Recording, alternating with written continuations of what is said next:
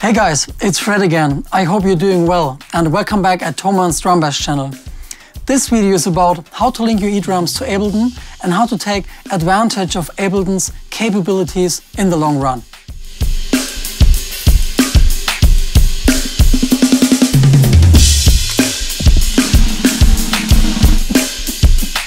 Okay, but why carry extra equipment like a computer with Ableton, audio MIDI interfaces and more stuff to your next gig instead of just using your eDrum module that you need anyway?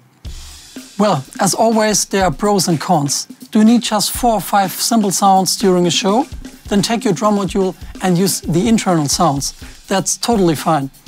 But if you need special effects, sound changes or complex programmings like automations and much more, then it's time for Ableton's enormous possibilities when it comes to modern and hybrid drumming. Let's get into it. Besides your eDrum module, which needs MIDI over USB or analog MIDI DIN ports, you need a computer with Ableton Live and an audio interface to get the sounds out of your computer.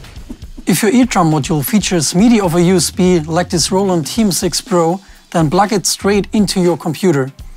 If it just has DIN ports, then you need an audio interface with MIDI DIN ports or a separate MIDI interface to get your MIDI notes from your drum module into your computer and Ableton. Now, I'm going to show you really quickly how to set up your drum sounds. First, connect the drum module as necessary, then open Ableton and select Preferences. Select the audio interface and activate just the MIDI imports for now, because at this stage you only want to receive MIDI from our module and not send MIDI to it. Now that this setup is completed, check your MIDI connection. Hit any eDrum pad and in the upper right corner the MIDI light will flash up. Let's dive deeper into Ableton to play our drum sounds. First, take a new project and create a MIDI channel. Select the MIDI input, MIDI channel and the audio output. On that MIDI channel, I drop an instrument track. In the instrument rack, now open the chain list and hit Chain.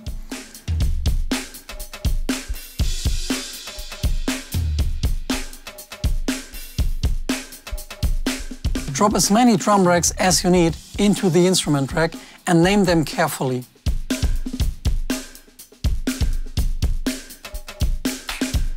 Then we have to assign the small cursors in the chain selector to the ascending numbers. I recommend to assign number 1 with rack number 1. And finally, switch the chain selector to number 1. Now imagine one drum rack is one song and the instrument rack is responsible to select the desired song, which is later done by automations. How automations work we're going to check out in one of the upcoming videos. Hit subscribe and ring the bell so you don't miss out on them. But for now, let's get back to the drum racks.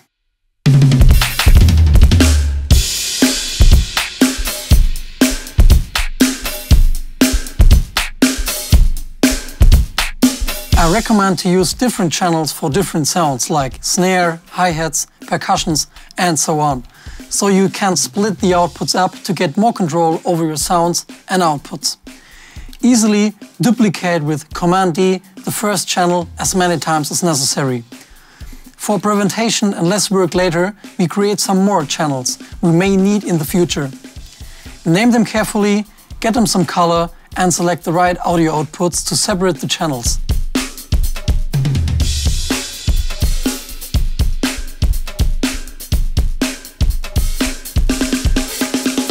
Lastly, press the Monitor In button. Now, let's drop our samples into the desired racks. Open the bass drum rack from song 1 and hit the eDrum pad where you want to play the bass drum sound. The pad will light up in the drum rack. Now simply drop your sound onto this specific pad. Afterwards, repeat it with the remaining sounds.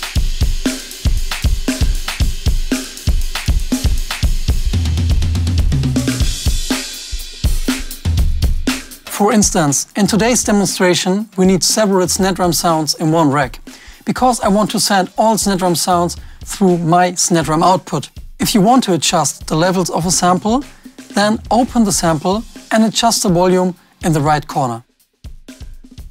Now our basic setup in Ableton is done and we are ready to play our first song. to check out how to play different songs in one Ableton session and how to use automations and much more, please hit subscribe to stay tuned.